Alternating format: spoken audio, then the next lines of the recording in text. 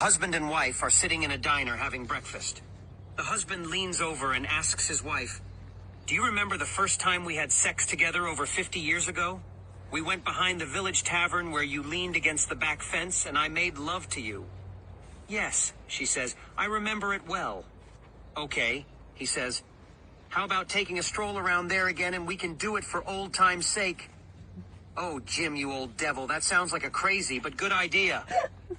A police officer sitting in the next booth heard their conversation and, having a chuckle to himself, he thinks to himself, "I've got to see these two old-timers having sex against a fence.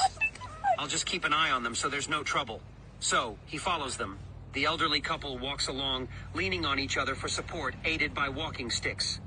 Finally, they get to the back of the tavern and make their way to the fence. The old lady lifts her skirt and the old man drops his trousers. As she leans against the fence, the old man moves in.